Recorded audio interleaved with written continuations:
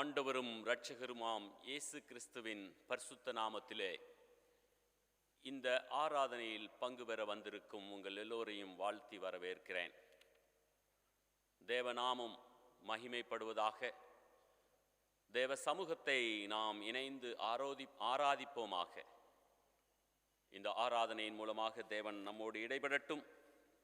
இந்த ஞாயிற்றுக்கிழமை உயிர்த்தெழுந்த திருநாளுக்கு முன்வரும் 7வது ஞாயிற்றுக்கிழமை.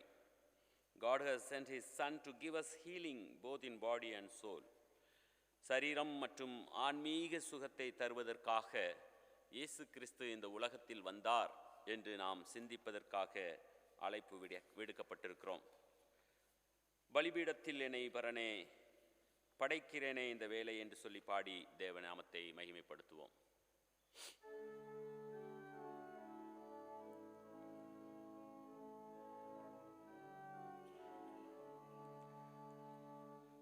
பலிபீடத்தில் என்னை பரனே படைக்கிறேனே இந்த வேலை, அடியேனை திருச்சித்தம் போல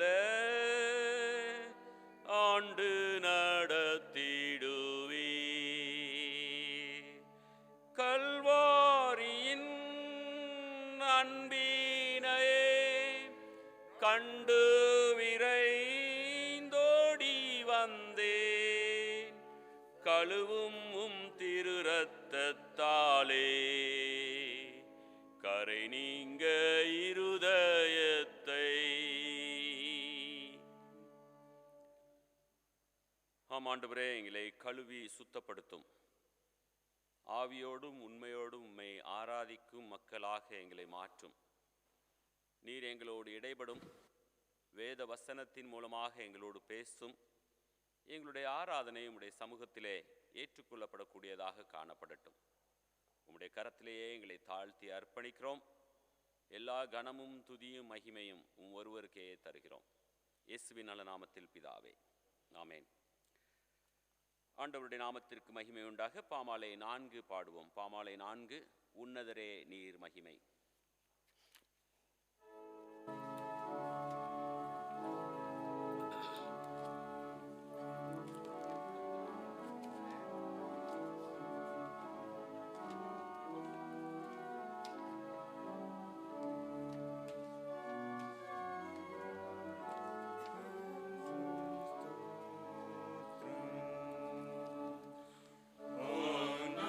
உன்னதரே நீர் மகிமை.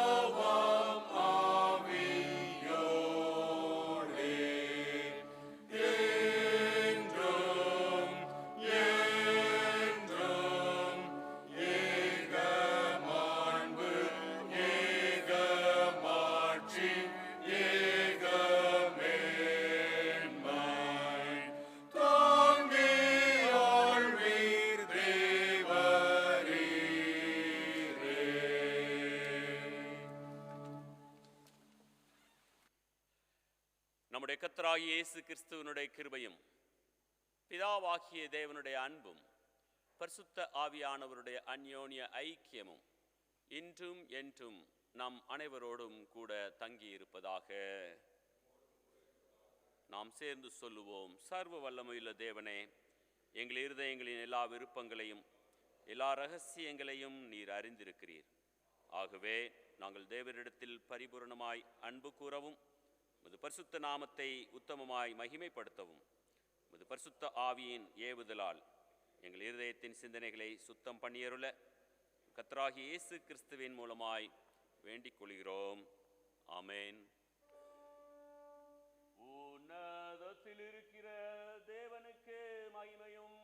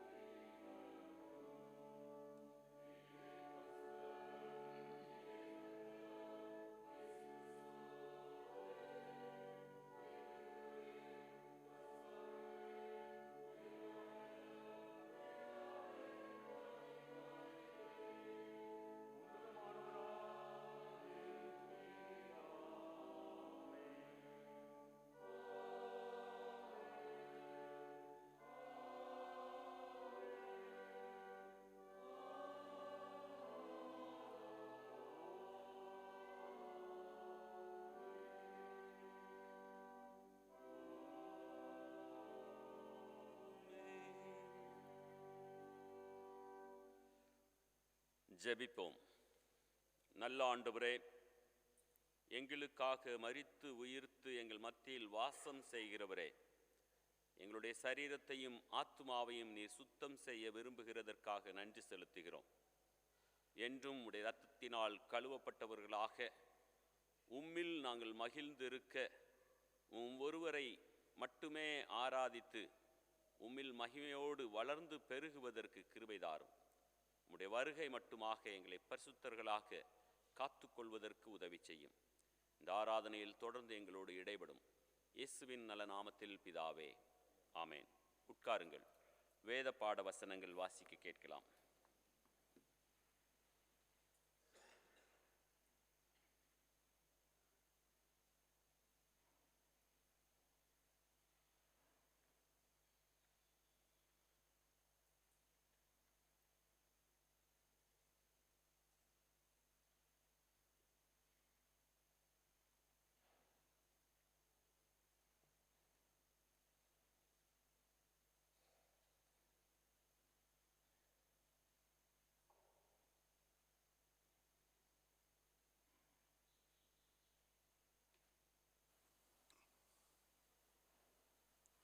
வாசிக்கும்படியாக தெரிந்து கொள்ளப்பட்ட முதலாம் வேத பகுதி ஏசாயின் தீர்க்கதரிசி புத்தகம் 57வது அதிகாரம் வசனங்கள் 15 முதல் 18 முடிய. ஏசாயா 57 வசனங்கள் 15 முதல். நித்தியவாசியும் பரிசுத்தர் என்கிற நாமமும் உள்ளவராகிய மகத்துவமும் உன்னதமுமானவர் சொல்லுகிறார். உன்னதத்திலும் பரிசுத்த ஸ்தலத்திலும் வாசம் படுகிற நான் பணித்தவர்களின் ஆவியை உயிர்ப்பிக்கிறதுக்கும் நொறுங்கினவர்களின் இருதயத்தை உயிர்ப்பிக்கிறதுக்கும் நொறுங்குண்டு பணிந்த ஆவியுள்ளவர்களிடத்தில் வாசம் பண்ணுகிறேன். நான் எப்போதும் வழக்காட மாட்டேன். நான் என்றைக்கும் கோபமாக இருப்பதில்லை. ஏனென்றால் ஆவியும் நான் உண்டு பண்ணின ஆத்மாக்களும் என் முகத்துக்கு முன்பாக சோர்ந்து போகுமே. நான் அவர்கள் பொருளாசை என்னும் அக்கிரமணத்தின் நிமித்தம் கடுங்கோபம் ஆகி அவர்களே அடித்தேன். நான் மறைந்து கடுங்கோபமாய் இருந்தேன். தங்கள் மனம் போன போக்கிலே மாறுபாடாய் நடந்தார்களே. அவர்கள் வழிகளை நான் பார்த்து அவர்களை குணமாக்குவேன். அவர்களை நடத்தி திரும்பவும் அவர்களுக்கும் அவர்களிலே துக்கப்படுகிறவர்களுக்கும் ஆதல் அளிப்பேன். இது தேவனுடைய திருவார்த்தை.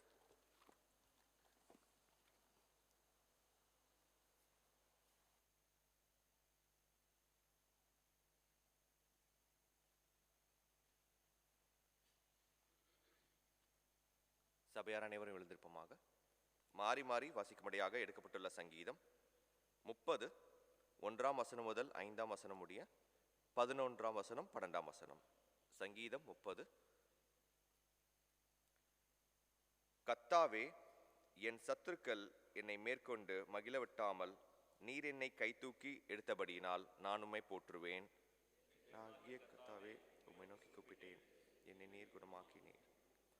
கர்த்தாவே, நீர் என் ஆத்துமாவை பாதாளத்திலிருந்து ஏற பண்ணி நான் குழியில் இறங்காதபடி என்னை உயிரோடே காத்தீர்.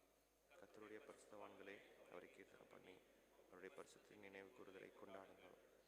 அவருடைய கோபம் ஒரு நிமிஷம், அவருடைய தயவோ நீடிய வாழ்வு. சாயங்காலத்தில் அழுகை தங்கும், விடிய காலத்திலே களிப்புண்டாகும். 11 என் புலம்பலை ஆனந்த களிப்பாக்கி மாற்ற பண்ணீர். என் மகிமை அமர்ந்தரமாக உம்மைக்கே திறப்பண்ணும்படியாக நீர் என் இரட்டை கலைந்து போட்டு மகிழ என்னும் கட்டினால் என்னை இடை கட்டினீர். எல்லாரும் சேர்ந்து வாசிப்போம். என் தேவனாகிய கர்த்தாவே, உம்மை என்னென்றைக்கும் துதிப்பேன் என்பதே. பிதாவுக்கும் குமாரனுக்கும் பரிசுத்தாவிக்கும் மகிமையுள்ளதாக, ஆதியிலும் இப்பொழுதும் எப்பொழுதும் சதா காலங்களிலும் மகிமையுள்ளதாக. ஆமேன். சபையார் அனைவரும் அமர்வோம்.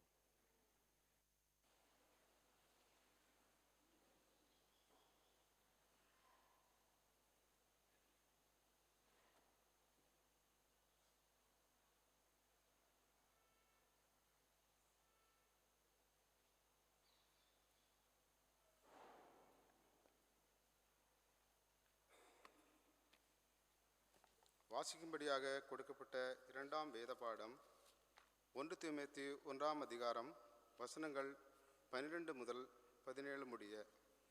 1 தீமோத்தேயு 1ஆம் அதிகாரம் வசனங்கள் 12 முதல் 17 முடிய.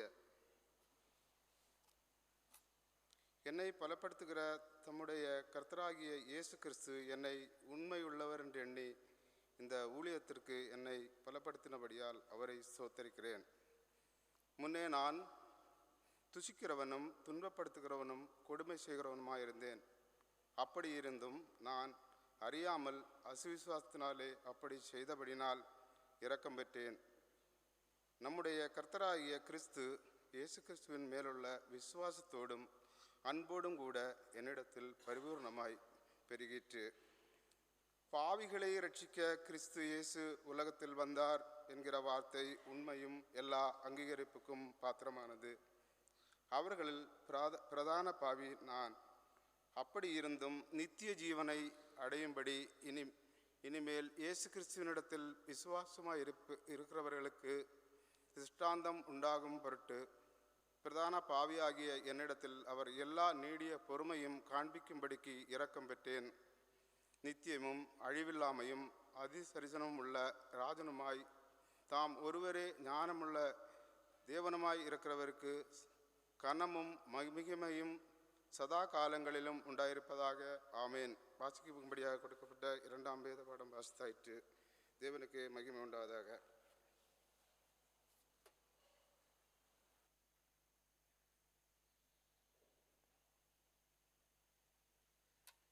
நாம் மறுபடியும் எழுந்திருந்து பாமாலை 224 பாடுவோம். நாதா ஜீவன் சுகம் தந்தீர்.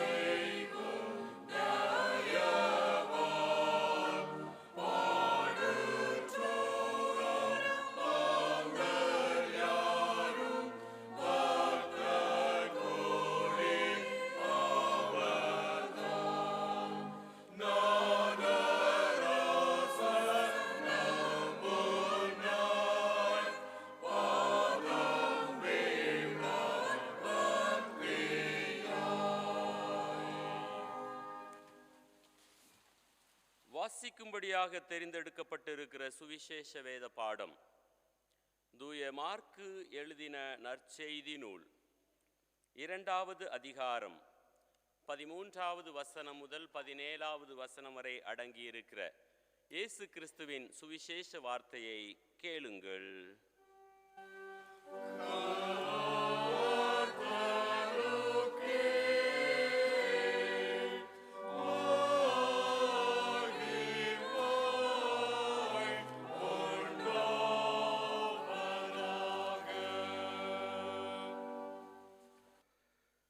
சுவிசேஷ வார்த்தை மார்க்கு 2வது அதிகாரம் வசனங்கள் 13 முதல் 17 வரை.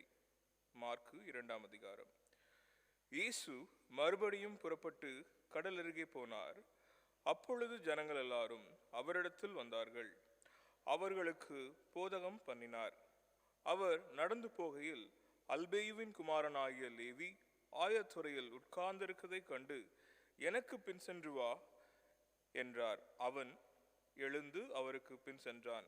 அப்பொழுது அவனுடைய வீட்டிலே அவர் போஜன பந்தி இருக்கையில் அநேக ஆயக்காரரும் பாவிகளும் அவரோடு கூட வந்திருந்தபடியால் அவர்களும் இயேசுவோடும் அவர் சீஷரோடும் கூட பந்தியிருந்தார்கள். அவர் ஆயக்காரரோடும் பாவிகளோடும் போஜனம் பண்ணுகிறதை வேத பாரகரும் பரிசேயரும் கண்டு அவருடைய சீஷரை நோக்கி, அவர் ஆயக்காரரோடும் பாவிகளோடும் போஜனம் பண்ணுகிறது இன்னவென்று கேட்டார்கள்.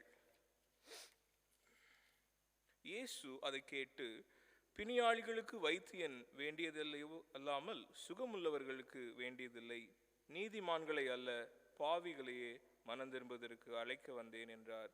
இது இயேசுவின் சுவிசேஷ வார்த்தை.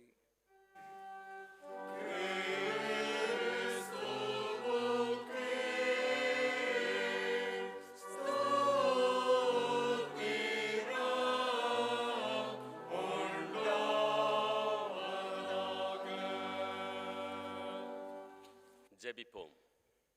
நல்ல ஆண்டவரே, வேதத்தை கற்றுக்கொள்வதற்கு விரும்புகிறோம். எங்களோடு பேசும். வேதத்தின்படி செய்கிற கீழ்ப்படிதலின் மனதை எங்கள் ஒவ்வொருவருக்கும் தாரும். இயேசுவின் நாமத்தில் பிதாவே, ஆமென். உட்காருங்கள்.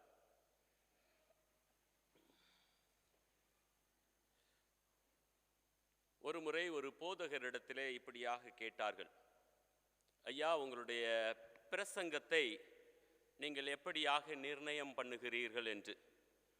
அப்பொழுது அந்த போதகர் சொன்னார், நான் என்னுடைய பிரசங்கத்திற்கு முன்பதாக காணிக்கை எடுப்பது வழக்கம். அதற்கு பின்பதாக உடனடியாக காணிக்கைகளை எண்ணி விடுவேன். எவ்வளவு வசூல் வந்திருக்கிறதற்கு அதற்கு ஏற்றாற்போல் என்னுடைய பிரசங்கத்தை மாற்றி அமைத்து விடுவேன் என்று சொன்னாராம். ஏனென்றால் இன்றைக்கு காலையிலே எனக்கும் ஒரு ஃபோன் வந்தது. ஐயா, ஃபேட்டில் ரொம்பவும் பிஸியாக இருந்தீர்களே, பிரசங்கத்தை நீங்கள் செய்து ஆயத்தப்படுத்தி விட்டீர்களா? நானும் அதை போல் தான் அவருக்கும் சொன்னேன்.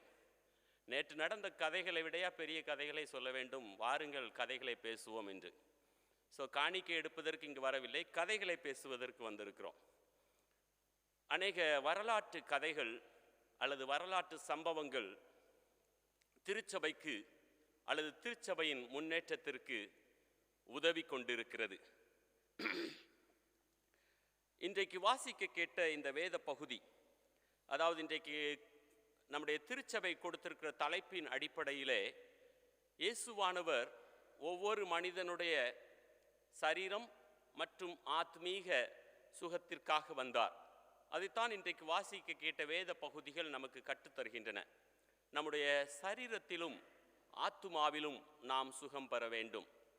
அநேக நேரங்களிலே நாம் ஆத்துமாவிலே சுகத்தை பெற்று அதிலே வளர்வதாக தெரிகிறது. ஆனால் என்னுடைய சரீரமோ குன்றி போய் காணப்படுகிறது. கிறிஸ்தவர்களாகிய அல்லது கிறிஸ்துவை பின்பற்றுகிற ஒவ்வொருவருக்கும் ஆண்டவர் கொடுக்கிறதான தயவு, ஐயா, நீ ஆத்துமாவிலே வாழ்ந்து இருக்கிறது போல எல்லாவற்றிலும் வாழ்ந்து சுகமாயிருக்க வேண்டும். அதுதான் திருச்சபை நமக்கு கற்றுத்தருகிறதான அல்லது வேத வசனம் நமக்கு கற்றுத்தருகிறதான பாடம். வாசிக்க கேட்ட சுவிசேஷ வேத பாடத்தில் மத்தேயுவின் மனமாற்றத்தின் சம்பவத்தை வாசிக்கிறோம். மத்தேயு ஆத்துமாவிலே மனதை மாற்றம் பெற்ற பின்பதாக உடனடியாக சரீரத்திலே அவன் மனம் மாறுவதையும் பார்க்கிறோம். சரீர பிரகாரமான வெளிப்பாடுகள், ஆண்டவரை ஏற்றுக்கொள்வது மட்டுமல்ல, ஆண்டவரை தன்னுடைய வீட்டிற்கு அழைத்து சென்று உணவருந்துவது மூலமாக அவனுடைய சரீரம் மற்றும் ஆத்துமா சுகம் பெற்றிருப்பதை நாம் இங்கு வசனத்திலே காண முடியும். ஒருவேளை இந்த ஆலயத்தில் நாம் அமர்ந்து இருக்கிறோம், திடீரென சில மிக மோசமான மனிதர்கள், சரியான ஆடை அணியாதவர்கள், மிகவும் மோசமான வாசம் வீசுகிறவர்கள் நமது மத்தியிலே வந்து அமர்வார்கள் என்றால் நாம் எப்படிப்பட்டவர்களாக, நாம் எப்படி அவர்களுக்கு முன்பதாக செயல்படுவோம் என்று சற்று யோசித்து பார்ப்போம். அல்லது நாம் இன்று ஆராதனையில் ஆராதித்துக் கொண்டிருக்கிறோம், திடீரென ஒரு கே கப்புள், அதாவது ஆணும் ஆணும் அல்லது பெண்ணும் பெண்ணும் திருமணம் செய்து கொண்டு நாம் அனைவரும் அறிந்திருக்கிற அந்த மக்கள் இங்கு வருவார்கள் என்றால் அவர்களை பார்த்து நாம் என்ன யோசிப்போம்? அல்லது திடீரென இங்கு வெளியிலே அமர்ந்து பிச்சை கேட்டு கொண்டிருக்கிற மனிதர்கள் இந்த ஆராதனைக்குள்ளாக வந்து அவர்களும் ஆண்டவரை ஆராதிப்பதற்கு விரும்புவார்கள் என்றால் அவர்களை குறித்து உங்களுடைய என்னுடைய மனப்பான்மை எப்படிப்பட்டதாக இருக்கும்? இந்த கேள்வியை நாம் ஒவ்வொருவரும் கேட்டு பார்ப்பதற்கு அழைக்கப்பட்டிருக்கிறோம். வேத வசனத்திலே நாம் இன்றைக்கு வாசிக்க கேட்ட வேத வசனத்திலே மத்தேயு அவன் இயேசுவானவர் அவனை ஏற்றுக்கொண்டார், அல்லது அவன் இயேசுவினிடத்திலே வந்து சேர்ந்து விட்டான், எப்படி என்று வேண்டாம் யோசித்து பாருங்கள். அதை மக்களால் தாங்கிக் கொள்ள முடியவில்லை. மக்கள் அவனுக்கும் ஆண்டவருக்கும் விரோதமாக பல காரியங்களை சொல்ல ஆரம்பித்து விட்டனர். ஏனென்றால் இந்த சமுதாயம் எப்பொழுதும் ஒரு சாராரை நேசிக்கிறது, ஒரு சாராரை ஏற்றுக்கொள்கிறது, மற்றொரு சாராரை எப்பொழுதும் எதிர்த்து நிற்கிறதாகவே காணப்படுகிறது. அது இயேசு கிறிஸ்துவின் காலமாக இருக்கட்டும் அல்லது உங்களுடைய என்னுடைய காலமாகவே இருக்கட்டும், நாமும் அப்படிப்பட்ட ஒரு பாரம்பரியத்திலும் கலாச்சாரத்திலும் தான் வளர்ந்து வந்து கொண்டிருக்கிறோம். ஐயா, இயேசு கிறிஸ்து ஒவ்வொரு மனிதனுடைய ஆத்துமாவை மட்டுமல்ல, அவனுடைய சரீரத்தை குறித்தும் அக்கறையுள்ளவராக இருக்கிறார். ஐயா, என்னுடைய சரீரம் ஆண்டவருடைய நாமத்தை மகிமைப்படுத்துவதற்கு மிகவும் முக்கியம். ஆத்துமா ஆண்டவருடைய ராஜ்யத்திற்குள் பிரவேசிப்பதற்கு மிகவும் முக்கியம். இந்த இரண்டும் இணைந்து செயல்பட்டு கொண்டிருக்கிறது. ஆக எந்த ஒரு மனிதனையும் சரீரத்தின் அடிப்படையிலே அல்லது அவனுடைய ஆத்மீக வளர்ச்சியின் அடிப்படையிலே நாம் நியாயம் தீர்த்து விட முடியாது. அவன் எப்படிப்பட்ட மனிதனாக இருக்கலாம், அவனை ஏற்று அரவணைக்க வேண்டும் என்பதுதான் வேத வசனம் இன்று நமக்கு கற்றுத்தருகிறதான சுவிசேஷம். மற்றவர்களை கண்டு ஒதுங்கி விடாமல், சரியான ஆடை அணியாதவர்களை ஒதுக்கி வைத்து விடாமல், அல்லது இவன் தவறான திருமணம் செய்தவன் என்று சொல்லி சமுதாயத்திலிருந்தும் திருச்சபையிலும் இருந்து அவனை நாம் அகற்றி விடாதபடிக்கு, கிறிஸ்துவானவர் எல்லோரையும் நேசித்தார், எல்லோரும் கிறிஸ்துவின் அன்பை கண்டுகொள்வதற்கு உதவி செய்தார் என்கிற நோக்கத்தோடு நம்முடைய வாழ்க்கை காணப்பட வேண்டும். இன்றைக்கு நாம் வாசிக்க கேட்ட இந்த பகுதியிலே இந்த சமுதாயத்தால் மிகவும் அதிகமாக வெறுத்து ஒதுக்கப்பட்ட மனிதனின் வாழ்க்கையை நாம் வாசிக்க கேட்டோம். அதுதான் மத்தேயு, வரி வசூலிப்பவன். முதலாவதாக இயேசுவானவர் that Jesus calls the unqualified, அதுதான் முதலாவதாக உங்கள் மத்தியிலே நான் சொல்ல விரும்புவது. ஐயா, தகுதியற்றவர்களை அழைக்கிறவர் கர்த்தர். கிறிஸ்துவின் ராஜ்யத்திற்கு அவர்கள் தகுதியற்றவர்கள், கிறிஸ்துவை பின்பற்றுவதற்கு தகுதியற்றவர்கள், ஆலயத்திற்கு வருவதற்கு தகுதியற்றவர்கள், நம்மோடு ஒன்றாக அமர்ந்திருப்பதற்கு தகுதியற்றவர்கள் என்று சமுதாயம் விலக்கி வைக்கிறது. இயேசுவானவர் யாரையும் என்றும் எப்பொழுதும் தள்ளி வைத்தது கிடையாது. அவனுடைய தகுதியின் அடிப்படையிலே ஒரு பொழுதும் எந்த மனிதனையும் விலக்கி வைத்தது கிடையாது. கிறிஸ்துவின் பார்வையிலே ஒரே ஒரு தகுதி, நீங்களும் நானும் மனிதனாக இருக்க வேண்டும். மனிதனாக இருக்கிறது தான் கிறிஸ்தவ பார்வையிலே தகுதி, கிறிஸ்துவை ஏற்றுக்கொள்வதற்கு. அப்படித்தான் இந்த சமுதாயம் இந்த மத்தேயுவை விலக்கி வைத்திருக்கிறது. இவனை மனிதனாகவே பார்க்கவில்லை. இவன் பாவியிலும் மிகப்பெரிய பாவி, அவனோடு ஒட்டும் இல்லை, உறவும் இல்லை. ஆனால் இயேசுவானவர் அவனுக்கு புதிய வாழ்க்கையை கொடுத்ததைத்தான் இந்த வேதவசனம் நமக்கு கற்றுத்தருகிறது. Jesus calls the unqualified. தகுதியற்றவர்களை அவர் அழைக்கிற தேவன்.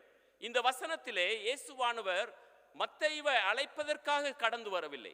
அவர் இயேசு தன்னுடைய தேவனோடு பிதாவோடு உறவாடுவதற்காக ஒரு தனிப்பட்ட இடத்திற்கு கடந்து செல்கிறார். அப்பொழுதுதான் இந்த சம்பவம் அங்கு நடந்து விடுகிறது. மத்தேயுவை சந்தித்து அவனையும் தன்னுடைய கூட்டத்தோடு சேர்ந்து கொள்வதற்காக. இவன் ஒரு வரி வசூலிப்பவன். வரி வசூலிப்பவர்கள் பொதுவாக மோசமானவர்கள், தேச துரோகிகள் என்று சொல்லப்பட்டார்கள். இந்திய தேசத்திலே தேச துரோகி என்றால் உடனடியாக அவனுக்கு சிறைச்சாலை அல்லது தூக்கு தண்டனை. தேச துரோகி தேசத்திலே இருப்பதற்கு தகுதியற்றவன். இங்கும் இந்த மத்தேயு தேச துரோகி. ஆக அவன் இந்த உலக மக்களுக்கு உதவாக்கரை. அந்த மனிதனை தேவன் சந்திக்கிறார். ஏன் அவன் தேச துரோகி? இவன் இருந்து கொண்டிருக்கிற நகரம் கப்பர்நகும். கப்பர்நகும் ஒரு யூத பாரம்பரியம் கொண்ட ஒரு நகரம்.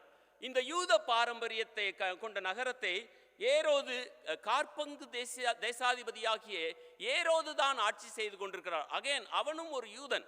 ஆனால் இவர்கள் எல்லோரும் ரோம சாம்ராஜ்யத்திற்கு உட்பட்டவர்கள்.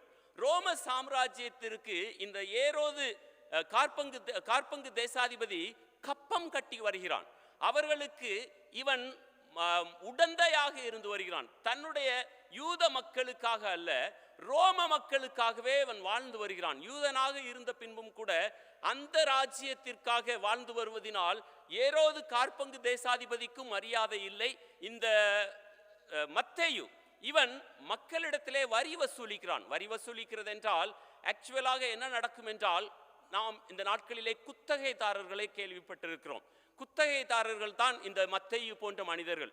அரசாங்கத்திலிருந்து டெல்லி ஏரியா என்று வைத்துக் கொள்ளுங்கள். டெல்லி ஏரியா என்று அரசாங்கம், அதாவது ரோம அரசாங்கம் ஒரு குறிப்பிட்ட தொகையை வரியாக நிர்ணயித்து விடும். இந்த தொகையை இந்த குத்தகைதாரர் ரோம அரசாங்கத்திற்கு கொடுக்க வேண்டும். ஆனால் இந்த மனிதர் இந்த மக்களிடத்திலிருந்து எவ்வளவு வசூலிக்கிறார் என்பதை குறித்து அரசாங்கம் கவலைப்படுவதில்லை. உதாரணத்திற்காக இந்த டெல்லி முழுவதற்குமாக 1000 ரூபாய் என்று வைத்துக் கொள்வோம். 1000 ரூபாயை இவர் ரோம சாம்ராஜ்யத்திற்கு கொடுத்துவிட்டு இங்கு இருக்கிற ஒவ்வொரு மனிதரிடத்திலும் 1000 ரூபாய் வாங்கினால் கூட ரோம சாம்ராஜ்யம் இவர்களை கண்டுகொள்ளாது. அதற்காகத்தான் இந்த மனிதர்கள் இவனை தேச துரோகியாக எண்ணுகிறார்கள். அந்த அளவிற்கு ஒவ்வொரு மனிதனையும் வரி வரி என்று சொல்லி கசக்கி பிழிந்து எடுத்து விடுவார்கள். ஐயா, அவருக்கு 10 ரூபாய் தான் கட்ட வேண்டி இருக்கும். ஆனால் இவன் பார்க்கும் பொழுதெல்லாம் வரி கொடுக்கவில்லை என்றால் ரோம சாம்ராஜ்யத்தின் மூலமாக மனிதனை சின்னா பின்னமாக மாற்றி விடுவான், மனிதனை தண்டித்து விடுவான், அடித்து அலங்கோலப்படுத்தி விடுவான். ஆகவே தான் இந்த சமுதாயம் இந்த மத்தேயு போன்ற வரி வசூலிப்பவர்களை மிகவும் தேச துரோகிகளாக, சமுதாயத்திற்கு அப்பாற்பட்ட மனிதர்களாக, மனிதனாகவே ஏற்றுக்கொள்வதற்கு ஆயத்தமாக இருந்ததில்லை. ஐயா, தகுதியற்றவன் இயேசுவின் ராஜ்யத்திற்கு தகுதியுள்ளவனாக மாற்றப்பட்டு விடுகிறான். இயேசுவானவர் இந்த தகுதியற்றவனை ஏற்றுக்கொண்டது இந்த சமுதாயத்திற்கு பிடிக்கவில்லை. ஆனால் மத்தேயுவோ, நீங்கள் வாசிக்கப்பட்ட வசனத்திலே பார்ப்பேன் என்றால், என் பின்னே வா என்று சொன்ன மாத்திரத்திலே அனைத்தையும் விட்டுவிட்டு இயேசுவின் பின்னாக சென்று விட்டான். இயேசுவானவர் he doesn't call the qualified, he qualifies the called. அவர் தகுதி உள்ளவர்களை அழைப்பதில்லை, தகுதி இல்லாதவர்களை அழைத்து தகுதிப்படுத்துகிறார். அதுதான் இயேசுவினுடைய கிருபை. மத்தேயு தேச துரோகி என்று சொல்லப்பட்டவன். யூதாஸ் ஆண்டவரையே காட்டி கொடுக்கக்கூடிய மோசமான மனிதன். அவனையும் ஆண்டவர் தன்னோடு தான், அவனும் தகுதி இல்லாதவன் வைத்துக் கொண்டிருந்தார். சீமோன் என்கிறதான செலோத்து, இந்த செலோத்து என்கிறவர்கள் டெரரிஸ்ட் குரூப்பை சேர்ந்தவர்கள், மிகவும் மோசமான மக்கள். அவனையும் ஆண்டவர் தன்னோடு வைத்துக் கொண்டிருந்தார். ஐயா, இந்த உலகத்திலே எந்த ஒரு மனிதனும் தகுதி இல்லாதவன் என்று ஆண்டவர் அவனை ஒதுக்கி வைத்து விடுவதில்லை. இந்த காலை வேளையிலே நான் தேவனுடைய சமூகத்திற்கு வருவதற்கு தகுதியற்றவன் என்று நீங்களும் நானும் எண்ணிக்கொண்டிருப்பேன் என்றால், ஆண்டவர் உங்களுக்கும் எனக்கு முதலாவதாக சொல்லுகிறதான வார்த்தை, I don't call the qualified, but I call and qualifies the people. ஐயா, நான் தகுதி அற்றவர்களையும் அழைத்து தகுதிப்படுத்துவதுதான் என்னுடைய விசேஷித்த தன்மை. ஆக நான் இந்த விதத்திலே பாவியாக மாறி ஆண்டவருடைய சமூகத்திற்கு வருவதற்கு தகுதி இல்லாதவன் என்று நான் எண்ணிக்கொண்டிருப்பேன் என்றால், ஐயா, அவருடைய அழைப்பை கேட்டு பின் செல்வது மட்டுமே உங்களுக்கும் எனக்கும் உள்ளதான ஒரே ஒரு தகுதி. முதலாவதாக, that Jesus calls the unqualified. இரண்டாவதாக, இயேசுவானவர் பாவிகளை அழைப்பதற்காகவே இந்த உலகத்திற்கு வந்தார். பாவிகளை அழைப்பதற்காகவே. ஐயா, இயேசு இந்த உலகத்திற்கு வரும்பொழுது எல்லோரும் பாவத்திலே உழண்டு தவித்து கொண்டிருந்தவர்கள், எல்லோரும் பாவத்தின் பாரத்தினால் மரணத்திற்காக நியமிக்கப்பட்டு கடந்து சென்று கொண்டிருந்தவர்கள். எல்லா மனிதர்களையும் அவர் அழைப்பதற்காகவே இந்த உலகத்திற்கு கடந்து வருகிறார். மத்தேயுவின் அழைப்பிற்கு இணங்கி மத்தேயுவின் வீட்டிற்கு ஆண்டவர் சென்ற பொழுது இந்த முழு சமுதாயமும் சொல்லுகிறது, இவன் தீர்க்கதரிசியான பின்பும் கூட எப்படி இந்த மனிதனுடைய வீட்டிலே சென்று சாப்பிட முடிகிறது, எப்படி இந்த மனிதனோடு அவர் உறவு கொள்ள முடிகிறது, இவர் கண்டிப்பாக தீர்க்கதரிசியாக இருக்க முடியாது என்று பலவிதமாக உள்ளங்களிலே சிந்திக்க ஆரம்பித்து விட்டனர். பாவிகளை அழைக்க வந்தார் என்பதை இந்த சமுதாயம் மறந்து விட்டது. ஐயா, இந்த நாளிலே நான் பலவிதமான பாவங்களில் உழண்டு கொண்டிருப்பேன் என்றால் என்னுடைய பாவத்தை பார்த்து தேவன் என்னை ஒதுக்கி வைப்பதில்லை. அவர் பாவத்தை வெறுக்கிறார், ஆனால் பாவியை நேசிக்கிறார் என்பதை காலாகாலமாக நாம் கேட்டுக்கொண்டிருக்கிறோம். ஆயினும் நாம் ஏன் இன்னும் பாவத்திலேயே வாழ்ந்து கொண்டிருக்கிறோம்? நாம் ஏன் இன்னும் நம்மை அழைக்க வந்த இயேசுவின் அந்த அன்பின் கட்டளைக்கு அடிபணியாமல் வாழ்ந்து கொண்டிருக்கிறோம்? C.T. ஸ்டட் அவர் ஒரு பெரிய கிரிக்கெட் வீரர். அந்த கிரிக்கெட் வீரர் இப்படியாக எழுதியிருக்கிறார், Some want to live within the sound of church of the chapel bell. I want to run a rescue shop within a yard of hell. அப்படியாக அவர் எழுதியிருக்கிறார். என்ன அர்த்தம்? அநேகர் ஆலய மணி ஓசை கேட்கும் தூரத்தில் தன்னுடைய வீடுகளை அமர்த்தி கொள்வதற்கு விரும்புகிறார்கள்.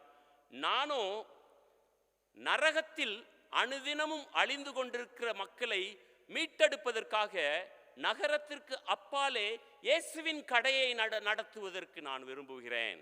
அனுதினமும் நரகத்திற்குள்ளாக மக்கள் அழிந்து கொண்டிருக்கிறார்கள். நரகத்திற்கு ஒரு அடிக்கு முன்பதாக கிறிஸ்துவின் சிலுவையை நான் நிறுத்தி எல்லா பாவிகளையும் பரலோகத்திற்கு நேராக நான் அனுப்பிவிடுவதற்கு நான் விரும்புகிறேன் என்று அந்த மிகப்பெரிய C.T. ஸ்டட் கிரிக்கெட் மேதை தன்னுடைய புத்தகத்திலே எழுதி வைத்திருக்கிறார். ஐயா, இந்த சமுதாயத்திலே அனுதினமும் அழிந்து கொண்டிருக்கிறவர்கள் அநேகர். ஒருமுறை ஒரு ஆடு மேய்ப்பன் ஒரு ஆலயத்திற்கு கிழிந்த ஆடைகளோடு வருகிறான். மிகவும் கந்தல் வாசனை அவன் இடத்துல எடுத்து கொண்டிருக்கிறது. ஆலயத்தின் முடிவிலே போதகர் அவனை சந்திக்கும் பொழுது, நண்பா, அடுத்த முறை நீ வரும்பொழுது என்ன ஆடை இந்த ஆலயத்திற்கு நீ உடுத்து வர வேண்டும் என்று ஆண்டவரிடத்திலே கேட்டு அதன்படியாக நீ உடுத்தி வருவாயாக என்று சொல்லிவிட்டார். அடுத்த வாரம் மீண்டுமாக அந்த நண்பன் வருகிறான். ஆடு மேய்ப்பவன் அதே விதமான கந்தல் ஆடைகளோடு கிழிந்த கந்தைகளோடு அவன் வந்திருக்கிறான். மீண்டுமாக இறுதியிலே போதகர் அவனிடத்திலே சொல்கிறார், நண்பா, போன வாரமே நான் சொன்னேன் அல்லவா, ஆண்டவரிடத்திலே நீ கேட்கவில்லையா? அதற்கு அந்த மேய்ப்பன் சொல்கிறான், நான் ஆண்டவரிடத்தில் கேட்டேன், ஆண்டவர் எனக்கு இப்படியாக சொன்னார். அவருக்கும் தெரியவில்லை இந்த ஆலயத்திற்கு எப்படிப்பட்ட ஆடைகளை உடுத்தி வர வேண்டும் என்று. ஏனென்றால் ஆண்டவர் இந்த ஆலயத்திற்கு ஒரு நாளும் வந்ததில்லை. அப்படித்தான் திருச்சபைகளும் இன்றைக்கு மாறிக்கொண்டிருக்கிறது. பல மனிதர்களை அவருடைய தோற்றத்தை வைத்து, அவருடைய படிப்பை வைத்து அல்லது அவருடைய பதவிகளை வைத்து மதித்து கொண்டிருக்கிறோம். ஆனால் ஆண்டவரோ எல்லா மனிதரையும் தன்னுடைய அண்டையிலே அழைத்து கொண்டிருக்கிறார். மூன்றாவதாக, எல்லா சுயநீதிமான்களை ஆண்டவர் தண்டிப்பதற்காக அல்லது சுயநீதிமான்களை கண்டிப்பதற்காக அவர் வந்தார். முதலாவதாக பார்த்தோம், தகுதி இல்லாதவர்களை அழைக்க வந்தார், பாவிகளை அழைக்க வந்தார், சுயநீதிமான்களை அவர் கண்டிப்பதற்காக வந்தார். இங்கே நாம் பார்க்கிறதான இந்த பரிசேய கூட்டம் யார்? வேதத்தை நன்கு கரைத்து குடித்தவர்கள், வேதம் மற்றும் பாரம்பரியங்கள் நன்றாக அறிந்தவர்கள். இந்த வேதம் படித்தவர்களை குறித்து சொல்கிறார், ஐயா, பிணியாளிகளுக்கு தான் வைத்தியன் தேவை, உங்களை போன்றவர்களுக்கு வைத்தியன் இல்லை, நீங்களோ கொழுத்து போய் வாழ்ந்து கொண்டிருக்கிறீர்கள். வேதம் தெரிந்தும் வேதத்தின்படி தன்னுடைய வாழ்க்கையை மாற்றி அமைப்பதற்கு விருப்பமில்லாதவர்களாக வாழ்ந்து கொண்டிருக்கிறீர்கள். உங்களுக்கு அனைத்தும் தெரியும், ஆனாலும் தெரியும் என்கிற மமதையில் வாழ்ந்து கொண்டிருக்கிறீர்கள். உங்களுக்கு வெள்ளையடிக்கப்பட்ட கல்லறை தான், ஐயோ நீங்களோ வெள்ளை அடிக்கப்பட்ட கல்லறையைப் போல வாழ்ந்து கொண்டிருக்கிறீர்கள் என்று சொல்லி ஆண்டவர் அவர்களை கடிந்து கொள்வதையும் இந்த வேதத்தின் பல பகுதிகளிலே நாம் பார்க்க முடியும். பல வேளைகளிலே நாமும் நம்மை சுய நீதிமான்களாக மாற்றிவிடுகிறோம். அவனை விட நான் நல்லவன், அவனை விட நான் ஆலயத்திற்கு ஒழுங்காக செல்கிறவன், ஆயக்காரன் பரிசேயனை போல. அடுத்த ஒரு மனிதரை குறித்து சொல்வேன் என்றால் டிஎல் மூடி. அவரை குறித்து அறியாத கிறிஸ்தவ உலகமும் கிடையாது. இந்த டிஎல் மூடி ஒரு முறை ஒரு சிறைச்சாலைக்கு செல்கிறார். சிறைச்சாலையிலே ஒரு மனிதனிடத்தில் அவன் ஒரு கொலை செய்துவிட்டு தண்டனை அனுபவித்து கொண்டிருக்கிறான். அவனிடத்திலே சென்று பேசுகிறார், தம்பி நீ செய்த கொலை குற்றத்திற்காக நீ ஆண்டவரிடத்திலே மன்னிப்பு கேட்க வேண்டும். அப்பொழுது அந்த சிறை கைதி சொல்கிறான், ஐயா நானாவது ஒரு கொலை தான் செய்து கொண்டு வந்திருக்கிறேன், எனக்கு பக்கத்தில் இருக்கிற செல்லில் இருக்கிறானே அவன் 7 கொலை செய்து கொண்டிருக்கிறான், அவன் பாவியா நான் பாவியா நீனே நிர்ணயித்து பார் என்று. திருச்சபையே, இன்றைக்கு நாமும் பலரை அப்படித்தான் சொல்லி கொண்டிருக்கிறோம். அவன் மிகப்பெரிய பாவி, நான் அப்படி அவனைப் போல மோசமானவன் அல்ல.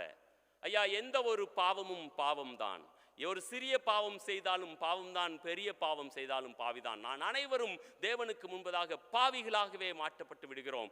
ஆகவே அவனை விட நான் நல்லவன் என்று நம்மை நாமே நியாயம் தீர்க்க முடியாது. நம்மை நாமே சுய நீதிமான்களாக மாற்றிவிட முடியாது. சுய நீதிமான்களாக மற்றவர்களை ஒதுக்கி வைத்து விட முடியாது. எல்லோரையும் தேவனுடைய ராஜ்யத்திற்கு கொண்டு வர வேண்டும். வரலாற்றிலே இப்படியாக ஒரு சம்பவம். ஆலிவர் கிராம்வெல் அவர் இங்கிலாந்து தேசத்தை அரசாட்சி செய்து கொண்டிருக்கும் பொழுது ஒரு சமயம் மிகவும் மோசமாக அவர்கள் பாதிக்கப்பட்டிருந்த சமயம். அவரிடத்தில் நாணயங்கள் இல்லை. அப்பொழுதெல்லாம் வெள்ளிதான் நாணயமாக புழங்கப்பட்டு கொண்டு வந்தது. நாணயங்கள் எதுவுமே இல்லை. வெள்ளி அவருடைய அரசாங்கத்தில் கையிருப்பிலே இல்லை. அப்பொழுது அவர் தன்னுடைய யுத்த வீரர்களுக்கு ஒரு கட்டளை கொடுக்கிறார், நாடெங்கும் புறப்பட்டு செல்லுங்கள், எங்கெங்கெல்லாம் இந்த சில்வர் இருக்கிறதோ அத்தனை சில்வர்ஸையும் நம்முடைய கஜானாவிற்கு கொண்டு வந்து சேருங்கள். போர் வீரர்கள் எல்லாம் கடந்து செல்கின்றனர். கடைசியாக ஆலிவர் கிராம்வெல்லுக்கு வந்து சொல்கின்றனர், ஐயா இந்த உலகம் முழுவதும் நாங்கள் பார்த்து விட்டோம், இந்த இங்கிலாந்து முழுவதும் ஆலயங்களிலே பரிசுத்தவான்களின் சிலைகள் மட்டும்தான் வெள்ளியினால் வடிவமைக்கப்பட்டிருக்கின்றன, அவைகளை தவிர வேறு எங்கும் யாரிடத்திலும் வெள்ளிகள் இருக்கவில்லை. உடனடியாக அந்த ஆலிவர் கிராம்வெல் சொல்கிறார், melt down the chains, melt down the saints and get them back into circulation. என்ன சொல்கிறார்? பரிசுத்தவான்கள் அனைவரையும் கரைத்து உலகத்திலே பரிமாறப்படுவதற்கு விட்டு விடுங்கள். ஐயா தான் பரிசுத்தவான் என்று ஆலயத்திலே ஒதுக்கி வைக்கப்படுவதற்காக படைக்கப்படவில்லை. ஐயா நீங்கள் பரிசுத்தவான்கள் என்றால் உலகத்திற்குள்ளாக you must be in circulation. நான் தனிமைப்படுத்தப்பட்டு விடுவேன் என்றால் சுயநீதிமான். இந்த சுயநீதிமான் என்கிற தன்மையை விட்டுவிட்டு இந்த சமுதாயத்திலே நான் பாய்ந்து செல்ல வேண்டும். Melt down and let them into the circulation. ஐயா நீங்களும் நான் இன்றைக்கு என்னை நானே பரிசுத்தவான் என்று எண்ணிக்கொண்டிருப்பேன் என்றால் என்னை கரைத்து இந்த சமுதாயத்திற்குள்ளாக ஓட விட்டு விடுவோம். இந்த சமுதாயமும் பரிசுத்தத்தை பெறட்டும், சரீரமும் ஆத்துமாவும் சுத்தமாகி தேவனை ராஜாவாக ஏற்றுக்கொள்வதற்கு ஒரு தருணத்தை நாம் கட்டளையிடுவோம். கர்த்தர் நம்மை ஆசீர்வதிப்பாராக. ஆமேன். நாம் அனைவரும் எழுந்திருந்து நிசையா விசுவாச பிரமாணத்தை அறிக்கை செய்வோம்.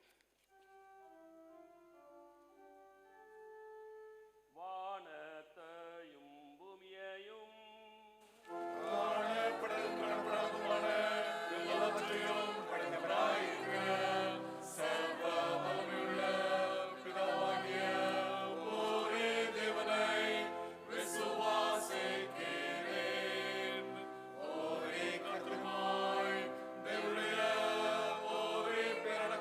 இருக்கிற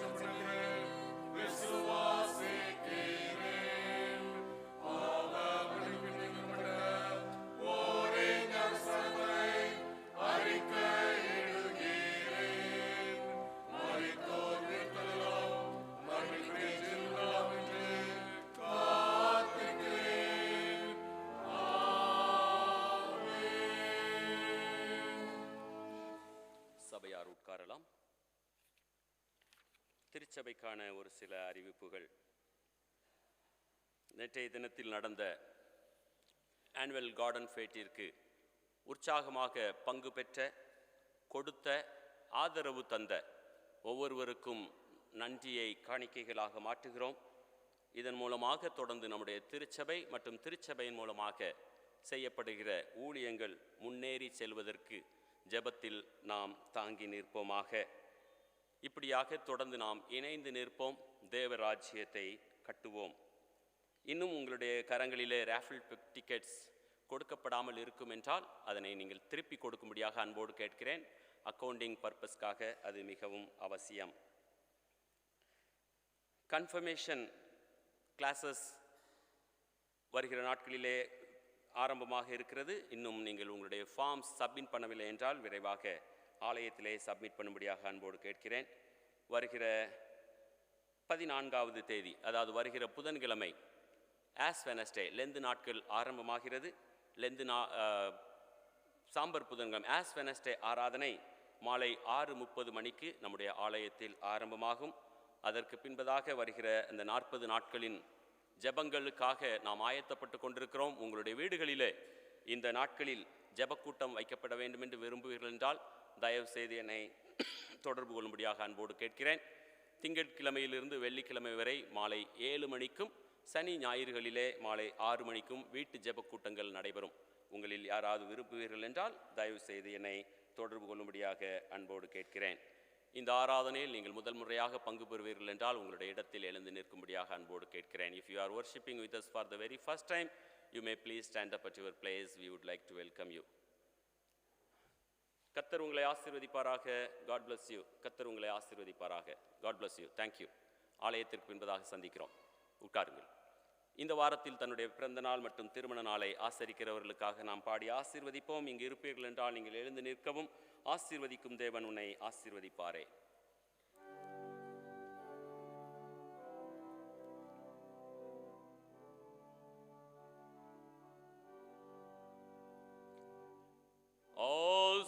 ஆசீர்வதிக்கும் தேவன் உன்னை ஆசீர்வதிப்பாரே.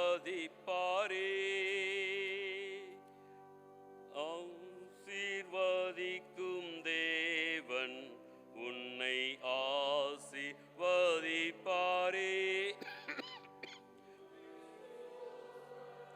இயேசுநாதா துதி உமக்கே என்றுமே.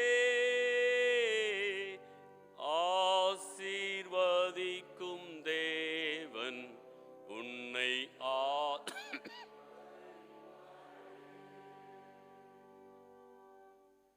நல்ல ஆண்டவரே, எங்களுடைய நண்பர்களை உம்முடைய சமூகத்தில் சமர்ப்பிக்கிறோம். தேவன் கொடுத்த இந்த புதிய ஆண்டிற்காக நன்றி. கடந்த ஆண்டுகள் முழுவதும் தேவன் இவர்களுக்கு போதுமானவராகவே இருந்தீர். உம்முடைய ஆசீர்வாதத்தையும் தயவையும் பரிபூர்ணமாக கட்டளையிட்டீர். உமக்குள்ளாக வளர்வதற்கும் இந்த உலக பிரகாரமான ஆசீர்வாதங்களை பெற்று சுகித்திருப்பதற்கும் உதவி செய்தீர். உமக்கு நன்றி. இந்த புதிய வருடத்தின் நன்மையையும் கிருபையையும் தாரும். உமக்குள் தொடர்ந்து மகிழ்ச்சியாயிருக்க தன்னுடைய குடும்பங்களுக்கும் தான் வேலை செய்கிற நிறுவனங்களுக்கும் ஆசீர்வாதமாக வாழ்ந்து ஜீவித்து காட்ட தேவன் கிருபை தாரும். உம்முடைய ஆலயத்திலிருந்து அவர்களை ஆசீர்வதிக்கிறோம். இயேசுவின் நாமத்தில் பிதாவே, ஆமென். உட்காருங்கள். மன்றாட்டு ஜெபம்.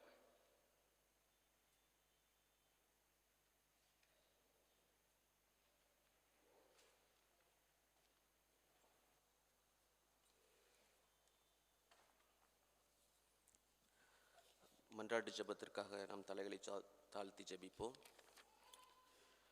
வாக்கு கடங்காத பெருமூச்சுகளோடு நமக்காக வேண்டுதல் செய்யும் ஆவியானவரோடு சேர்ந்து நமக்காகவும் முழு மனித சமுதாயத்திற்காகவும் தேவனுடைய சமூகத்தில் நம்முடைய ஜெபங்களை தாழ்மையாய் சமர்ப்பிப்போமாக. கர்த்தாவே, உமது கிருபை நிமித்தம் எங்கள் விண்ணப்பம். காசாவில் ஐநா நிவாரணப் பணிகளுக்கு இந்த வாரம் எதிர்பாராத சவால்கள் எழுந்துள்ளது. இச்சூழ்நிலையில் திருச்சபையானது தொண்டு நிறுவனங்கள், சேவை பணியாளர்கள், அகதிகள் மற்றும் இடம்பெயர்ந்தவர்களின் குடும்பங்கள் மற்றும் யுத்தத்தினால் விதவைகள் அல்லது அனாதைகளாக்கப்பட்ட அனைத்து துன்பப்படுபவர்களுடன் இணைந்து நிற்கவும், சமாதானம் செய்யவும், அங்கு போர் நிறுத்தம் ஏற்படவும் ஜெபிப்போம். கர்த்தாவே, உமது கிருபை நிமித்தம் இரக்கமும் தயவும் கொண்ட ஆண்டவரே, எங்கள் தாய் நாட்டிற்காக உம்மிடம் வருகிறோம். எங்கள் தேசத்தின் பல்வேறு போராட்டங்களை உம் சமூகம் சமர்ப்பிக்கிறோம். நாட்டின் எல்லைகளில் சமாதானம் நிலவட்டும். வடகிழக்கு மாநிலங்கள், குறிப்பாக மணிப்பூரில் அமைதி நிலவ வேண்டுகிறோம். மேலும் மத்திய இந்தியாவில் காணப்படும் நக்சல்வாதம், மாவோயிசம் போன்றவைகள் முடிவுக்கு வரட்டும். மேலும் நாட்டில் காணப்படும் வன்முறைகள் எல்லாம் நிறுத்தப்பட்டு பூரண சமாதானம் நிலவ ஜெபிக்கிறோம். கர்த்தாவே, உமது கிருபை நிமித்தம் நல்ல ஆண்டவரே, எங்கள் தலைவர்களின் மன அமைதியினால் உண்டாகும் உண்மையான அன்பு பெருகட்டும். ஒவ்வொரு தனி மனிதனின் நல்வாழ்வுக்காக ஞானத்துடன் நல்ல ஆலோசனைகள் பெறவும் சிறப்பாக செயல்படவும் எங்கள் நாட்டு மற்றும் அனைத்து நாட்டு தலைவர்களையும் வழிநடத்துங்கள். நாட்டில் காணப்படும் வகுப்புவாதம், சாதி வெறி மற்றும் எல்லா தீமைகளிலிருந்து மக்கள் சுதந்திரமடையட்டும். கர்த்தாவே, உமது கிருபை நிமித்தம் இந்த நாட்டில் நடக்க இருக்கும் பொது தேர்தலுக்காக எங்கள் நாட்டையும் எங்கள் மக்களையும் ஆயத்தப்படுத்துங்கள். சுதந்திரமான, நிலையான, வலுவான நல்ல ஆட்சி அமைய வழிகாட்டுங்கள். கர்த்தாவே, உமது கிருபை நிமித்தம் எங்கள் நாட்டில் உங்கள் திருச்சபைகள் கிறிஸ்துவின் அன்பிலும் இரக்கத்திலும் வேறு உண்டற்றும். திருச்சபைகளுக்குள்ளாக காணப்படும் பல்வேறு சவால்கள், நிதி சுமைகள், நில சம்பந்தப்பட்ட ஏராளமான நெருக்கடிகள் இவைகளெல்லாம் சுமூகமாய் முடிவுக்கு வரவும் திருச்சபைகள் பணியில் இடைவிடாது நிலைத்திருக்கவும் ஜெபிக்கிறோம். கர்த்தாவே, உமது கிருபை நிமித்தம் ஜெபத்தை கேட்டருளும். இரக்கமுள்ள தேவனே, எங்கள் நாட்டில் காணப்படும் ஜாதி மத விரோதங்கள், பல்வேறு கலவரங்கள், வன்முறைகள், குறிப்பாக வெறுப்பு பேச்சு, வதந்திகள், திரிக்கப்பட்ட உண்மைகள் மற்றும் வன்முறையை தூண்டும் செயல்பாடுகள் எங்கள் நாட்டின் அமைதியை குலைத்து வருகிறது. இவைகள் விரைவாக தீர்க்கப்பட நாட்டில் சமாதானம் நிலவ சமூகம் நாடுகிறோம். கர்த்தாவே, உமது கிருபை நிமித்தம் நமது குடியரசுத் தலைவர் முர்மு, பிரதமர் மோடி, டெல்லியின் லெப்டினன்ட் கவர்னர் வினய்குமார் சக்சேனா, முதலமைச்சர் கெஜ்ரிவால் மற்றும் எல்லா முதலமைச்சர்கள், அவர்களின் கீழ் அதிகாரத்தில் உள்ள அனைவருக்கும் ஞானத்தை தாருங்கள். மாறிவரும் அரசியல் காலகட்டத்தில் இவர்களுக்கு தூர தரிசனம் கொடுத்து நாட்டிற்கு நலம் தரும் திட்டங்களை தீட்ட கிருபையின் அருள்தாரும். கர்த்தாவே, உமது கிருபை நிமித்தம் ஜெபத்தை கேட்டருளும். உலகின் எல்லா திருச்சபைகளுக்காகவும் விசேஷமாக தீவிரமான தார்மீக எதிர்ப்புகளை சந்திக்கும் திருச்சபைகள், துன்பப்படுத்தப்படும் திருச்சபைகள், ஊழியர்கள், மிஷனரிகள் மற்றும் மிஷனரி ஊழியங்களுக்காகவும் இவைகளெல்லாம் உம்மில் பலப்படுத்தப்படவும் எதிர்ப்புகளுக்கு மத்தியில் உறுதியாய் நிற்கவும் ஜெபிக்கிறோம். திருச்சபைகள் மூலம் மேற்கொள்ளப்படும் நிவாரண சேவைகள், சமுதாய பணிகள், மனித மேம்பாட்டிற்கான உதவிகள் மதமாற்றத்திற்கான சூழ்ச்சிகளாக கருதப்படாது. இவைகளின் உண்மை மனப்பான்மையை மக்கள் புரிந்து கொள்ள ஒருவரை ஒருவர் மதித்து குணப்படுத்த கிருபை புரியும். கர்த்தாவே, உமது கிருபை நிமித்தம் ஆண்டவரே, எங்கள் பிரதம பேராயர் பிஜாய் நாயக், தென்னிந்தியாவின் திருச்சபையின் பிரதம பேராயர் ரூபன் மார்த்தோமா திருச்சபையின் தலைவர் தியோடோரியஸ், எங்கள் பிஷப் பால் மற்றும் போதகர்கள் மனோதீப், ரக்தராஜ், ஜெயக்குமார் மற்றும் லீடர் கமிட்டி அங்கத்தினர்கள், பெண்கள் ஐக்கியம், வாலிபர் ஐக்கியம், ஞாயிறு பாடசாலை பாடகர் குழு, இவர்கள் எல்லாரும் ஆவியை தந்து வழிநடத்துங்கள். இவர்கள் உமது மந்தையை உண்மையோடும் உத்தமத்தோடும் வார்த்தையிலும் செயலிலும் நல்ல முன்மாதிரியாக ஜெயிக்க கிருபை புரிவீராக. கர்த்தாவே, உமது கிருபை நிமித்தம் ஆண்டவரே, துன்பப்படுபவர்கள், ஏழைகள், பசியால் வாடுபவர்கள், ஆதரவற்றவர்கள் மற்றும் ஒடுக்கப்பட்டவர்கள், வேலை இல்லாதவர்கள், துன்பப்படுபவர்கள் பலப்படுத்தப்படுவதாக. இவர்களுக்காக உதவியாயிருக்கும் எல்லாருக்கும் தயவையும் கிருபையும் தருவீராக. வாக்குக்கடங்காத பெரும்புச்சுகளுள் வேண்டுகோள் செய்யும் ஆவியானவரோடு சேர்ந்து நமக்காகவும் முழு மனித சமுதாயத்திற்காகவும் தேவனுடைய சமூகத்தில் உம்முடைய ஜெபங்களை தாழ்மையாக சமர்ப்பிப்போமாக. கர்த்தாவே, உமது கிருபை நிமித்தம் எங்கள் சபையில் நோய்வாய்ப்பட்டவர்கள் உமது கிருபாசன தண்டையில் சமர்ப்பிக்கிறோம். குறிப்பாக எங்கள் சபையைச் சேர்ந்த Chandrapal, Mark Dooley, Shereen Cook, Shirley Gupta, Honey Williams, Ponnu Thangaraj, Meenu Sharma, Vijay Noel James, மன்மோகன் Singh Chaudhary, Thomas Davis, Vance Swami, Cherry Hitter, Meenu Peterson, Paul, Alvina Thomas, Elarani, Sundhi, Anoop Benson, இவர்கள் எல்லாரும் வல்லமை கிருபையால் அற்புத சுகத்தை தந்து நடத்த ஜெபிக்கிறோம். கர்த்தாவே, உமது கிருபை நிமித்தம் எல்லாரும் சேர்ந்து ஜெபிப்போம். பரலோக பிதாவே, உமது ராஜ்யம் அதி சீக்கிரத்தில் வருவதாக. நாங்கள் ஏறெடுத்த இந்த விண்ணப்பங்களை இயேசு கிறிஸ்துவின் நாமத்தின் நிமித்தம் எங்களுக்கு அனுகிரகம் தந்தரலாம். ஆமென்.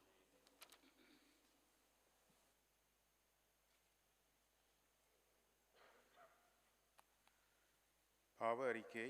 பிரியமானவர்களே, கர்த்தராகிய கிறிஸ்துவின் மூலமாய் அருளப்பட்ட கற்பனையாவது, நம்முடைய தேவனாகிய கர்த்தர் ஒருவரே கர்த்தர். உன் தேவனாகிய கர்த்தரிடத்தில் உன் முழு மனதோடும் உன் முழு பலத்தோடும் அன்பு கூர்வாயாக என்பதே பிரதான கற்பனை. இதற்கு ஒப்பாயிருக்கிற இரண்டாம் கற்பனை என்னவென்றால், உன்னிடத்தில் நீ அன்பு கூறுவது போல் பிறனிடத்திலும் அன்பு கூர்வாயாக என்பதே. இவ்வைகளிலும் பெரிய கற்பனை வேறொன்றும் இல்லை. தேவன் தம்முடைய ஒரே பேரான குமாரனை விசுவாசிக்கிறவன் எவனோ அவன் கெட்டுப்போகாமல் நித்திய ஜீவனை அடையும்படிக்கு அவரை தந்தருளி இவ்வளவாய் உலகத்தில் அன்பு கூர்ந்தார். நம்முடைய பாவங்களின் நிமித்தம் முழு இதயத்தோடே உண்மையாய் மனஸ்தாபப்பட்டு பிறரிடத்தில் அன்பும் சிநேகமாய் இருந்து இனி தேவனுடைய கற்பனைகளை கைக்கொண்டு புதிதாக்கப்பட்டவர்களாய் அவருடைய பரிசுத்த மார்க்கத்தில் நடப்போம் என்று தீர்மானித்திருக்க நாம் நமது ஆண்டவர் இயேசு கிறிஸ்துவின் மூலமாய் சர்வ வல்லமையுள்ள தேவனோடு ஒப்புரவாகும்படி மறுபடியும் நம்முடைய பாவங்களை மனத்தாழ்மையாய் அறிக்கையிடுவோம். எல்லோரும் சேர்ந்து சொல்வோம்.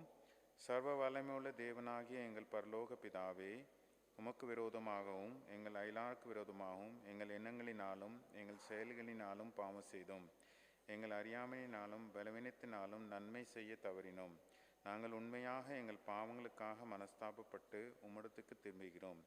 எங்களுக்காக மரித்த இயேசு கிறிஸ்துவின் நிமித்தம் நாங்கள் கடந்த காலத்தில் செய்த எல்லா பாவங்களையும் மன்னித்து நாங்கள் புது ஜீவனுள்ளவர்களாக உமது நாமம் மகிமைப்படத்தக்கதாக உம்மை சேவிக்க எங்களுக்கு அனுகரித்தலும். ஆமீன். மற்றவர்கள் குற்றத்தை மன்னித்து தங்கள் பாவங்களுக்காக உண்மையாக மனம் வருந்தி உம்மிடம் திரும்புகிற யாவரையும் மன்னிக்கிற சர்வ வல்லமையுள்ள தேவன் தாமே நமது மேல் கிருபையாயிருந்து நமது பாவங்கள் எல்லாவற்றையும் மன்னித்து நம்மை விடுதலையாக்கி சகல நன்மையிலும் நம்மை உறுதிப்படுத்தி பலப்படுத்தி இயேசு கிறிஸ்துவின் மூலமாய் நமக்கு நித்திய ஜீவனை தந்து தம்முடனே சேர்த்து கொள்வாராக.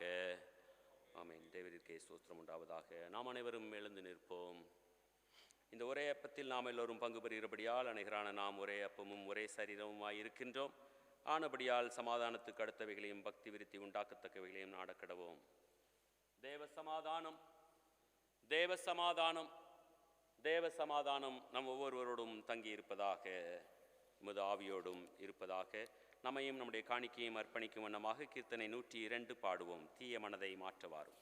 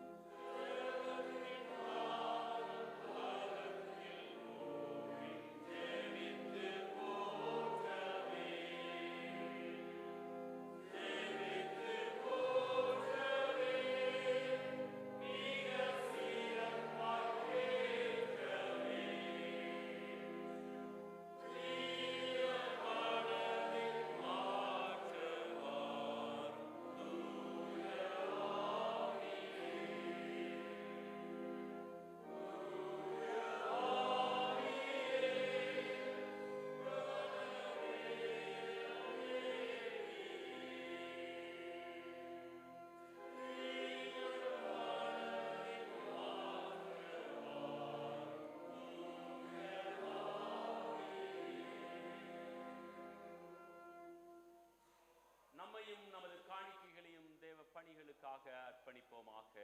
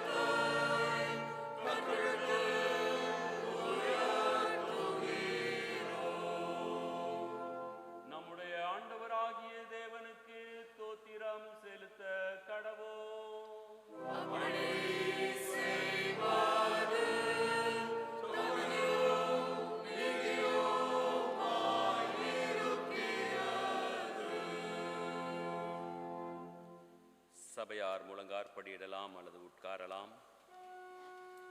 பரிசுத்த பிதாவே, சர்வ வல்லமையுள்ள நித்திய தேவனே, நாங்கள் எக்காலத்திலும் எவ்விடத்திலும் ஆண்டவராகிய உமக்கு எங்கள் நன்றியையும் தோத்திரத்தையும் உமது ஒரே பேரான குமாரனாகிய இயேசு கிறிஸ்துவின் மூலம் செலுத்துவது நீதி மட்டுமல்ல, எங்களது கடமையும் எங்களுடைய மகிழ்ச்சியுமாய் இருக்கிறது. ஏனெனில் இயேசு கிறிஸ்துவே உம்முடைய சத்தியமும் ஜீவ வார்த்தையுமாய் இருக்கிறார்.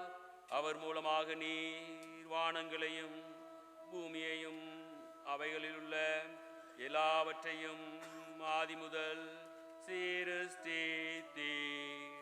மனிதனையும் உமது சாயலாக உருவாக்கினீர். அவர் மூலமாகவே இவ்வுலகத்தில் வாழ்கின்ற ஒவ்வொருவரையும் ஞான ஒளிக்குள் நடத்துவீர். ஆதிகாலம் முதற்கொண்டு தீர்க்க தரிசிகளையும் ஞானம் பெற்ற ஆண்களையும் மற்றும் பெண்களையும் உலக மக்கள் உம்மை வந்தடைவதற்கு வழி காண்பிப்பவர்களாக ஏற்படுத்தினீ. அவர் மூலமாகவே பாவிகளாகிய எங்களுக்கு மீட்பு உண்டாகும்படியாக அவரை மனுஷகுமாரனாக பிறப்பித்து சிலுவையில் அறைய கொடுத்து மரித்து அடக்கம் செய்யப்பட்ட பின் அவரை மறுபடியும் உயிரோடு எழுப்பினீ. அவர் மூலமாகவே உம்முடைய ஜீவனுள்ள பரிசுத்த ஆவியை தந்தருளி புது சிருஷ்டியின் முதல் பலனாக எங்களை மீட்டு கொண்டீ.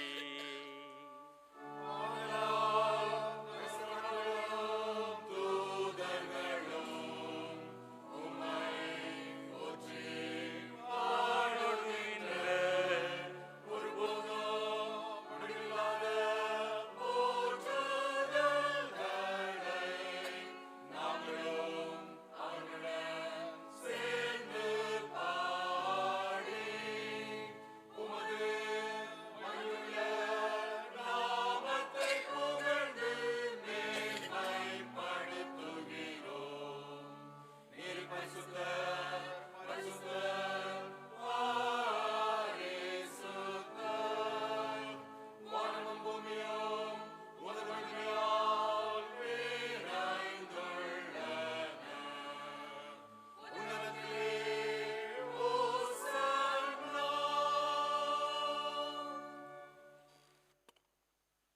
பரலோக பிதாவே, உமது குமாரனும் எங்களுடைய இரட்சகருமாகிய இயேசு கிறிஸ்துவின் மூலமாக ஏறெடுக்கிற எங்கள் சோஸ்திரங்களை ஏற்றுக்கொண்டருளும். அவரின் முன்மாதிரியை பின்பற்றி அவரின் கற்பனைகளை கைக்கொள்ளும் எங்களுக்கு அப்பமும் திராட்சரசமும் ஆகிய இந்த ஈவுகளை உம்முடைய வல்லமையான பரிசுத்த ஆவியினாலே எங்களுக்காக மரித்து உயிர்த்தெழுந்தவரின் சரீரமாகவும் இரத்தமாகவும் தந்தருளும். இயேசு தாம் காட்டிக் கொடுக்கப்பட்ட அன்று ராத்திரியிலே அப்பத்தை எடுத்து ஸ்தோத்திரம் பண்ணி சீஷர்களுக்கு கொடுத்து, நீங்கள் வாங்கி புசியுங்கள், இது உங்களுக்காக கொடுக்கப்படுகிற என்னுடைய சரீரம், என்னை நினைவு கூறும்படி இதை செய்யுங்கள் என்றார்.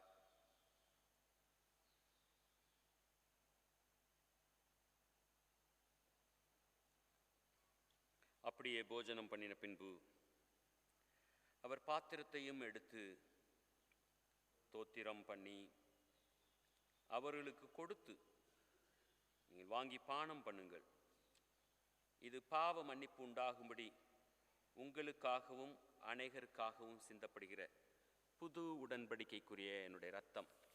இதிலே பானம் பண்ணும் பொழுதெல்லாம் என்னை நினைவு கூறும்படி இதை செய்யுங்கள் என்று திருவுளம் பற்றினார்.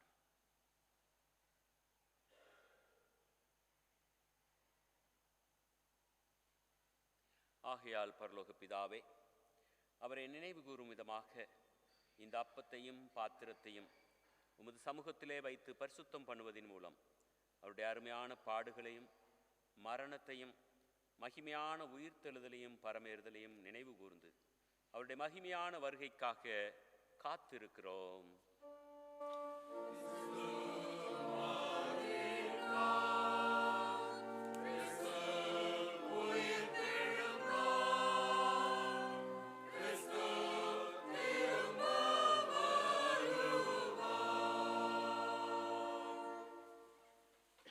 மகத்துவமுள்ள பிரதான ஆசாரியரே, இயேசுவின் மூலமாக எங்களுடைய நன்றி கலந்த சோஸ்திர பலிகளை அங்கீகரித்தருளும். உம்முடைய தெய்வீக பிரசன்னத்தில் உம்முடைய பரிசுத்த ஈவுகளை நாங்கள் உட்கொள்ளும் பொழுது உம்முடைய ஆவியினால் எங்களை உயிர்ப்பியும், உம்முடைய அன்பினால் எங்களை ஊக்குவியும். உம்முடைய குமாரனாகிய இயேசு கிறிஸ்துவின் சரீரத்தால் எங்களை ஒருங்கிணைத்தருளும். அவரோடும் அவருக்குள்ளும் அவர் மூலமாகவும் பரிசுத்த ஆவியின் வல்லமையால் வானத்திலும் பூமியிலும் உமக்கு முன்பாக நிற்கும் யாவரோடும் கூட பிதாவே உம்மை என்றென்றைக்கும் ஆராதிக்கிறோம்.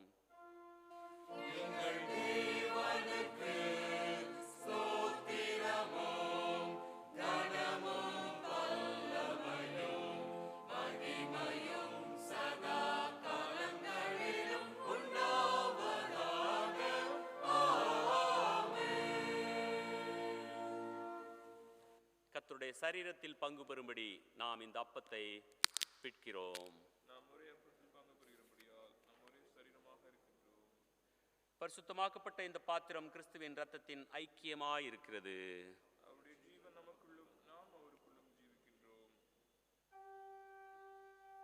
நமது இரட்சகராகிய கிறிஸ்து நமக்கு அர்ப்பித்தபடி சொல்லுவோம்.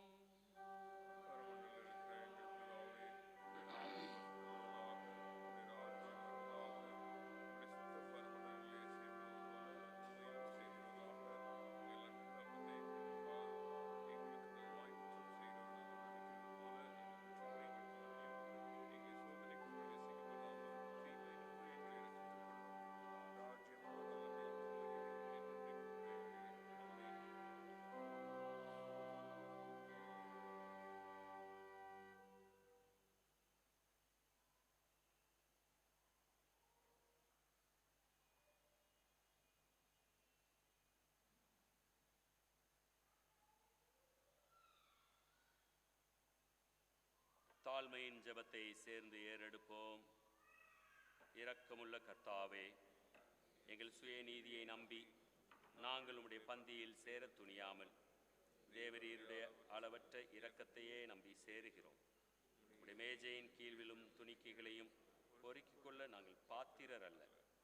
ஆனாலும் தேவரீர் எப்பொழுதும் இரக்கம் செய்கிற லட்சணமுடைய மாறாத ஆண்டவராயிருக்கிறீர். ஆகையால் கிருபையுள்ள கர்த்தாவே, ஒரு அருமையான குமாரனாகிய இயேசு கிறிஸ்துவின் விலைமதியாத சரீரத்தாலும் இரத்தத்தாலும் பாவமுள்ள சரீரமும் ஆத்மாவும் சுத்தமாகி எப்பொழுதும் நாங்கள் அவருக்குள்ளும் அவர் எங்களுக்குள்ளும் வாசமாயிருப்பதற்கு ஏற்ற விதமாய் அவருடைய சரீரத்தை புசித்து அவர் இரத்தத்தை பானம் பண்ண எங்கள் கிருபை செய்தருளும். ஆமேன்.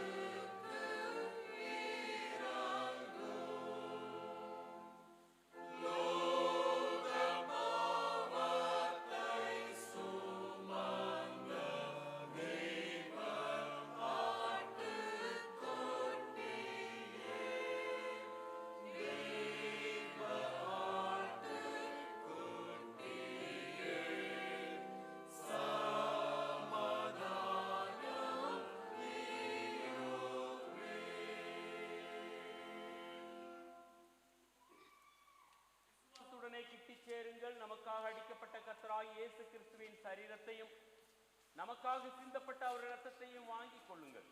உங்கள் இருதயத்தில் விசுவாசித்து இவைகளை உட்கொண்டு அவர் நமக்காக மரித்ததை நினைவு கூர்ந்து நன்றியை ஏறெடுங்கள்.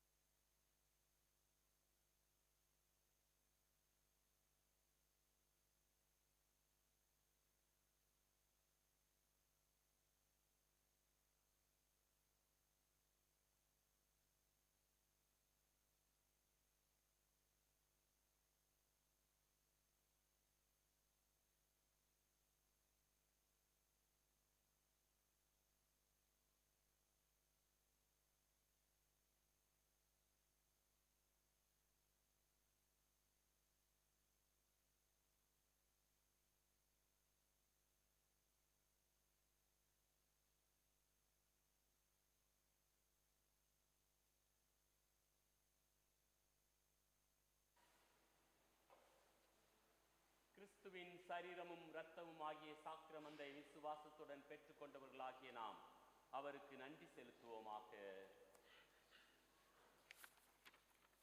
சர்வ வல்லமையுள்ள தேவனே, உமது குமாரனாகிய இயேசு கிறிஸ்துவின் விலைமதியாத திருச்சரீரமும் இரத்தமும் ஆகிய ஞான ஆகாரத்தினால் எங்களை போஷித்ததற்காக உமக்கு நன்றி செலுத்துகிறோம். அவர் மூலமாய் எங்களை ஜீவ பலியாக ஒப்புக் கொடுக்கிறோம்.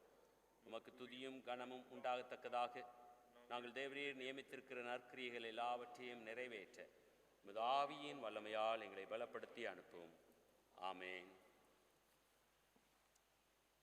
கர்த்தர் உன்னை ஆசீர்வதித்து உன்னை காக்க கடவர். கர்த்தர் தம்முடைய முகத்தை உன்மேல் பிரகாசிக்க பண்ணி உன்மேல் கிருபையாயிருக்க கடவர். கர்த்தர் தம்முடைய முகத்தை உன்மேல் பிரசன்னமாக்கி உனக்கு சந்தோஷம் சமாதானம் கட்டளையிட கடவர். பிதா குமாரன் பரிசுத்த ஆவியுமாகிய திரியேக தேவனின் பிரசன்னம் நம்மோடு இருந்து இன்றும் என்றும் நம்மை ஆண்டு நடத்துவதாக.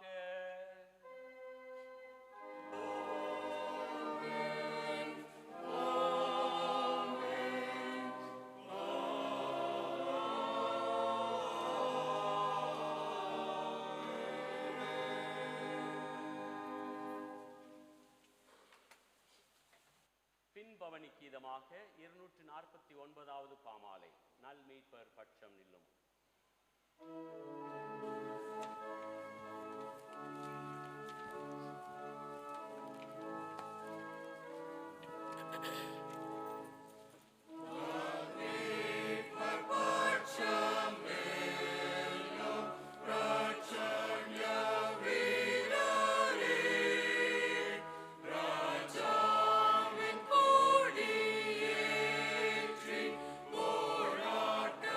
Say